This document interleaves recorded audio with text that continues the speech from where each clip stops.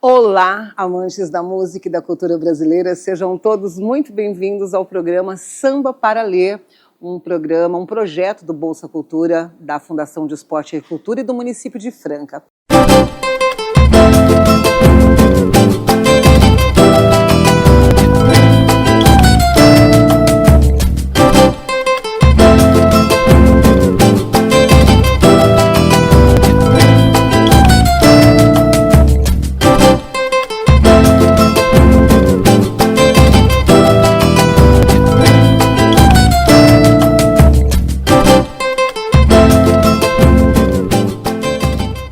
E é com grande alegria que eu apresento o cenário literário e cultural, onde nós estamos gravando este primeiro episódio. Bem-vindos à Biblioteca Pública Municipal de Franca. Localizada em Franca, São Paulo, este lugar fascinante é o cenário perfeito para uma experiência verdadeiramente única. A Biblioteca Pública Municipal de Franca tem uma história rica e inspirada, fundada por um nome que vocês já ouviram aqui no município falar muito, de Estevão Leão Borrow, em 1884, e posteriormente designada Biblioteca Pública Municipal Dr. Américo Maciel de Castro Júnior. Bom, ao longo de sua história, a biblioteca teve vários endereços, sendo o local atual o Colégio Champagnat, aqui na Avenida Champagnat, número 1808, no centro de Franca. Este acervo sensacional conta com 57.146 livros, representando um tesouro de conhecimento. Esse espaço oferece uma variedade de serviços à comunidade, incluindo atendimento ao leitor, consultas e empréstimos de livros, acesso a jornais e revistas, espaços para estudos e pesquisas, informática com internet e Wi-Fi, uma caixa de leitura para professores, gibiteca, brinquedoteca, exposições temáticas, cursos e capacitações em parceria com a Prefeitura e a FEAC, eventos diversos como encontros com escritores e workshops, um projeto permanente de leitura super bacana chamado Degustação Literária, que destaca autores brasileiros contemporâneos. Com certeza uma super dica para você quando vier a Franca ou sendo daqui visitar esse espaço. Bom, neste episódio de Samba para Ler, vamos explorar as páginas do livro Samba de Sambar do Estácio, de 1928 a 1931, de Umberto M. Franceschi, uma obra que nos transporta ao coração do surgimento do samba batucada no lendário bairro do Estácio, no Rio de Janeiro. Prepare-se para uma viagem no tempo e na música que promete enriquecer nossa compreensão sobre o samba e sua história. Então eu quero iniciar nossa jornada para você conhecer um pouquinho mais sobre o livro Samba de Sambar do Estácio, de 1928 a 1931, que é o resultado de 2 décadas de pesquisa do saudoso pesquisador musical Umberto M. Franceschi. Descobriremos como Franceschi, por exemplo, revela o período essencial da música popular brasileira, transformando o samba pelas mãos de figuras icônicas como Ismael Silva, Brancura, Bide, Newton Bastos, Getúlio Marinho e Heitor dos Prazeres. Esta obra descreve sambas com identidade própria, diferentes dos sambas machixes populares daquela época. Muitos músicos e compositores notáveis tinham ligações com o Estácio de Sá. O lendário sambista Donga, que é frequentemente creditado aí como a primeira composição de música de samba registrada, também tinha raízes ali no subúrbio. O Estácio de Sá era conhecido por sua vida boêmia e suas rodas de samba. Bares e casas noturnas, locais, atraíam músicos, artistas e amantes do samba, criando um ambiente propício para o desenvolvimento e a disseminação desse gênero.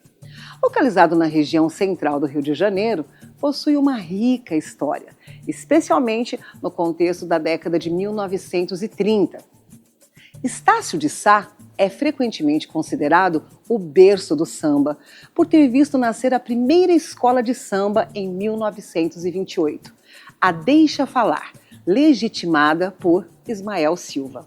Abriga a escola de samba Estácio de Sá, campeã do Carnaval Carioca em 10 ocasiões entre 1965 e 2015.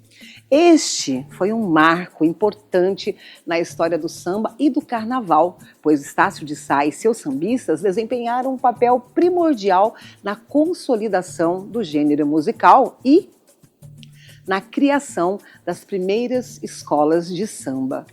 No bairro também nasceram dois dos maiores nomes da música brasileira, os cantores e compositores que moram no nosso coração, né? Gonzaguinha e Luiz Melodia.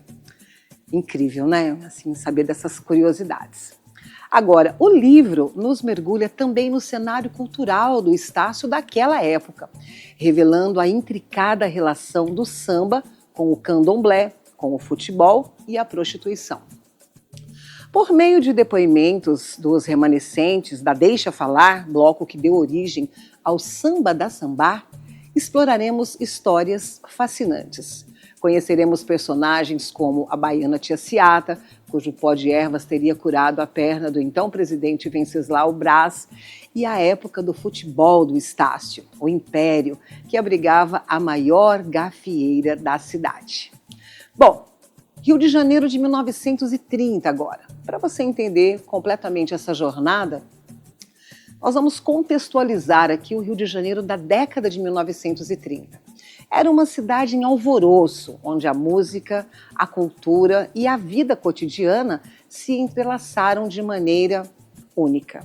Alguns lugares como a Confeitaria Colombo, Arcos da Lapa, Teatro Municipal do Rio de Janeiro e Café Anice eram locais icônicos do Rio de Janeiro na década de 1930, frequentados pela classe artística e intelectual. A Confeitaria Colombo, procedente do século XIX, destacava-se como um dos lugares mais elegantes da cidade, onde, para você ter uma ideia, músicos, escritores e artistas se reuniam para conversar e apreciar a culinária e a arquitetura sofisticada daquele local. Os Arcos da Lapa e os locais abrangentes eram conhecidos por sua vida noturna, agitada, abrigando diversos bares e casas de shows.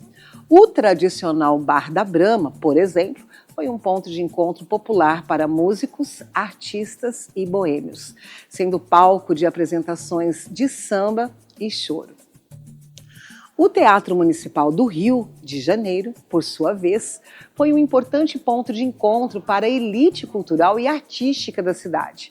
Ali, óperas, balés e peças de renome atraíam artistas e apreciadores das artes.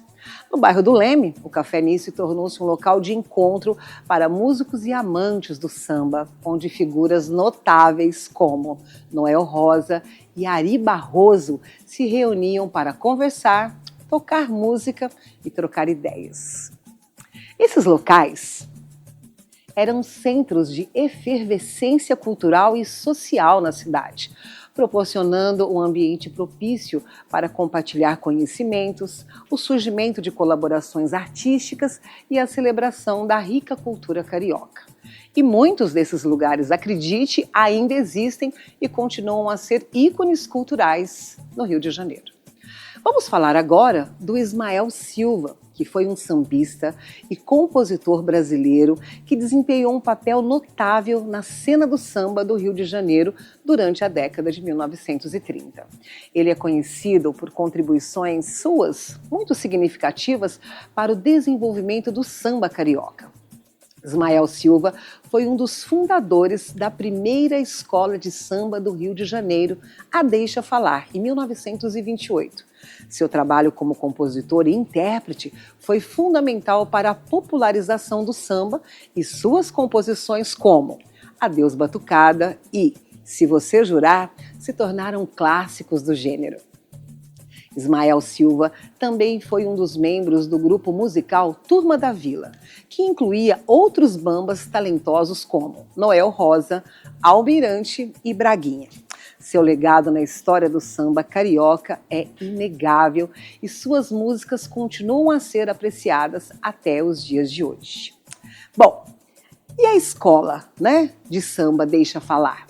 Entre seus membros notáveis encontra-se Ismael Silva, o responsável, inclusive, por batizá-la. A analogia para o nome da escola surgiu da proximidade com a Escola Normal do Largo do Estácio, pois o Ismael imaginou que sua agremiação formaria professores de samba. É incrível! Embora alguns pesquisadores contestam essa versão, alegando a existência do termo que a escola de samba já existe antes de 1928. Os mentores da Deixa Falar, sambistas notáveis da época, tinham visões divergentes para o grupo. Oswaldo de Papoula, por exemplo, seu presidente, desejava criar um rancho, enquanto Ismael Silva buscava inovar com um bloco que excluísse elementos estruturais dos ranchos, como enredos, evoluções e bailados estranhos ao samba. No entanto, apesar das diferenças, ambos se desenvolveram para o crescimento da escola, que se destacou como uma das mais famosas entre os grupos carnavalescos da cidade, baseados no samba. Em 1920, Zé Espinguela, um pai de santo daquela época, especificou o primeiro concurso de sambas conhecido em sua própria casa, no Engenho de Dentro. E o objetivo era selecionar o melhor grupo de sambistas da cidade com a participação de 3 grupos, ou seja, as escolas de samba da época, Conjunto Oswaldo Cruz, Bloco Carnavalesco Estação Primeira e a Deixa Falar, que devido ao uso de instrumentos de sopro, acredite, foi desclassificada. Nesse mesmo ano, Bide, um bamba da escola, participou da primeira gravação em disco a utilizar instrumentos típicos das escolas de samba, marcando um ponto importante na evolução do gênero. Os membros da Deixa Falar também desenvolveram, introduzindo a cuíca e inventando o surdo no samba.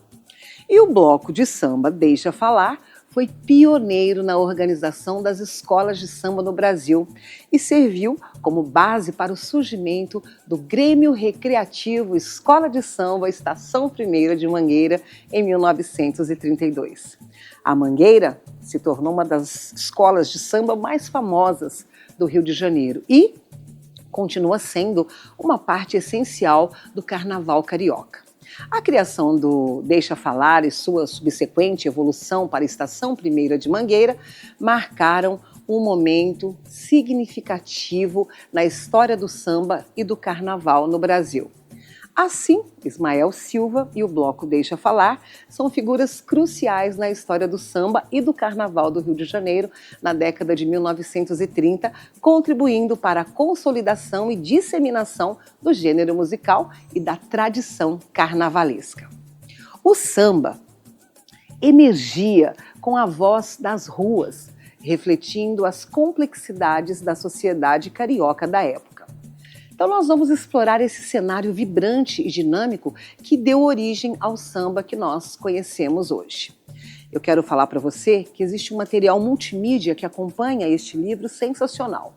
Uma característica especial deste relançamento é a inclusão de um DVD multimídia. Este DVD reúne 100 músicas, 54 imagens, fotografias e gravuras e 21 depoimentos referenciados na obra.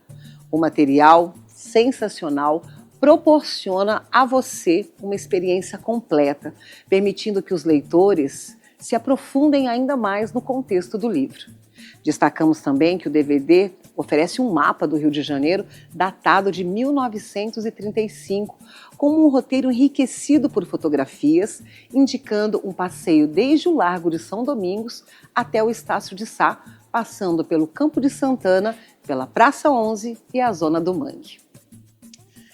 Quero aproveitar para enfatizar também para você a importância da leitura como uma porta de entrada para conhecermos melhor nossa rica herança cultural.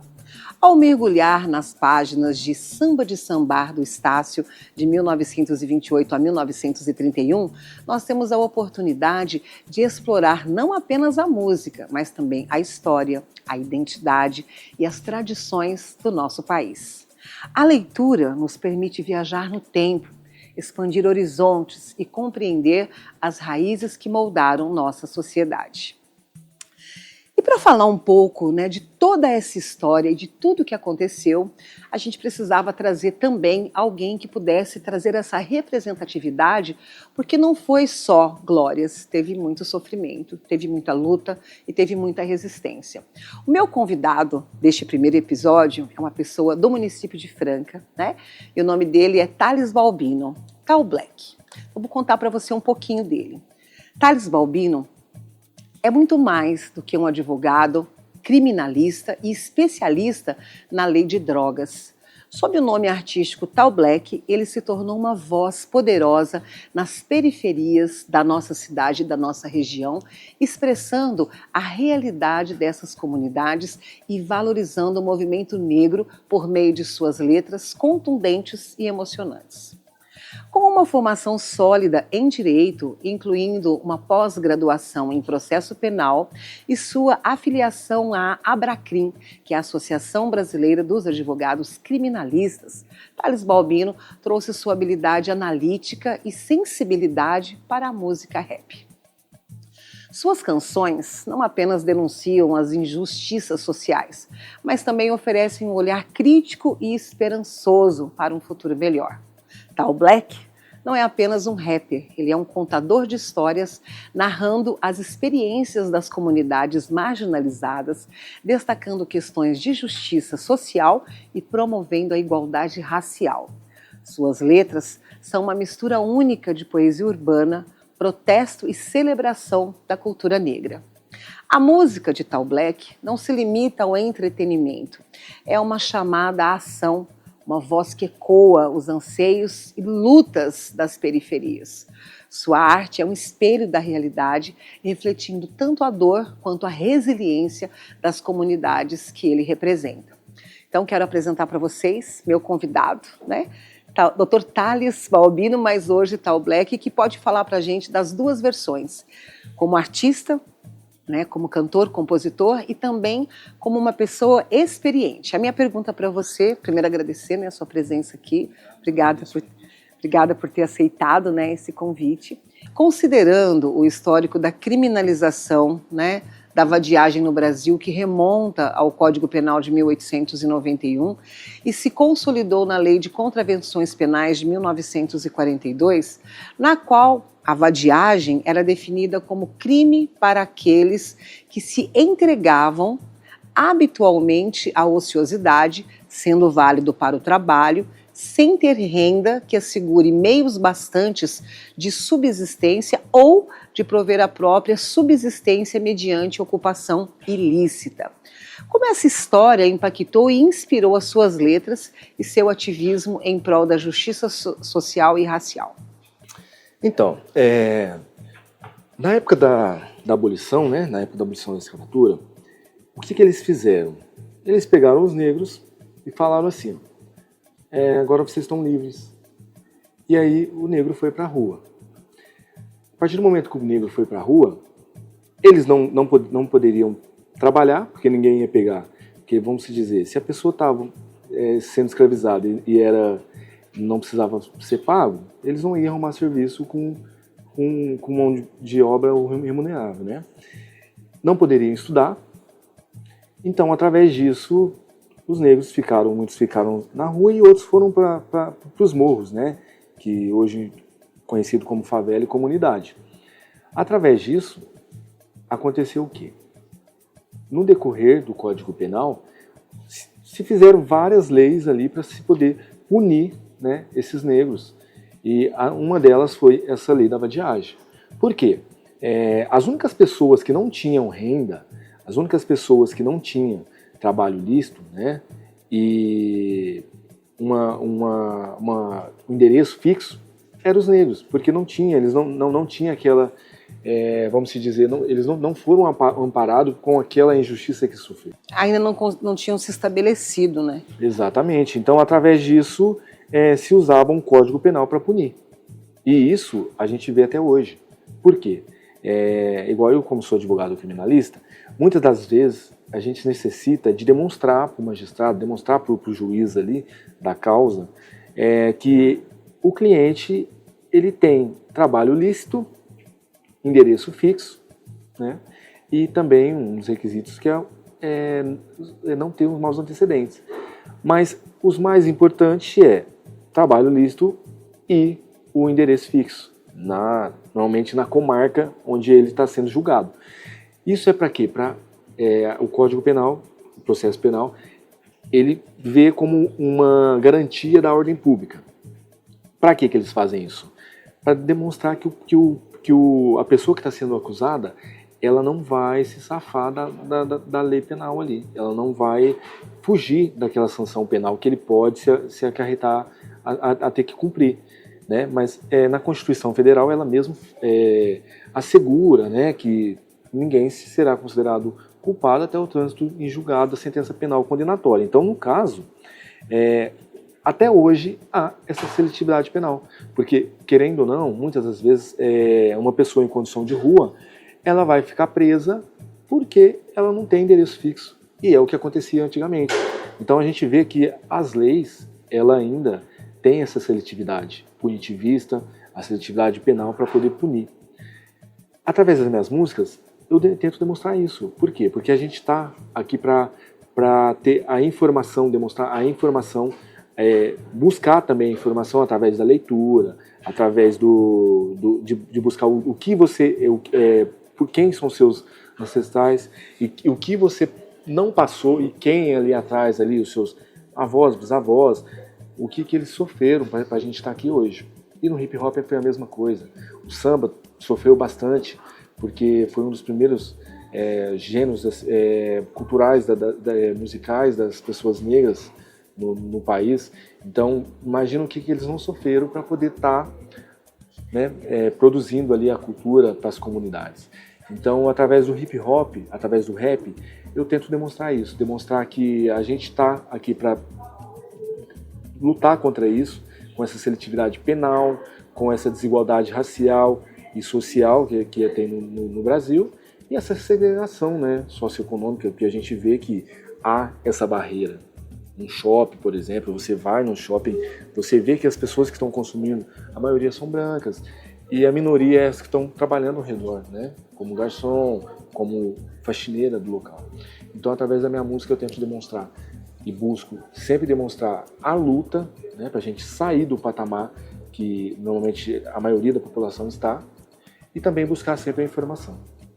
Tá bom, muito obrigada, viu, pela sua participação nesse primeiro episódio, né, desse programa que resgata a história do samba e incentiva, né, dentro da arte e da cultura, para que as pessoas possam realmente se antenar e conquistar, né, os seus espaços. Obrigada, viu, Dr. Thales? Obrigada, Tal Black, né? Muito obrigado. Pela participação, viu? Obrigado pelo convite. Obrigada. Gente, infelizmente, né, nosso tempo está se esgotando, porque tudo que é bom passa rapidinho mesmo. Eu espero que vocês tenham gostado demais deste primeiro episódio do programa Samba para Ler. Deixem seus comentários aqui, por favor, perguntas, dúvidas, né? E que este programa possa realmente motivar você a se aventurar no mundo da leitura. Esse livro, né, Samba de Sambar do Estácio, de 1928 a 1931, com certeza vai permitir que você faça uma grande viagem na literatura, na música e vai te conectar, né, com essa nossa rica história. Lembrando sempre que a cultura negra brasileira desempenhou um papel crucial na formação da nossa identidade cultural.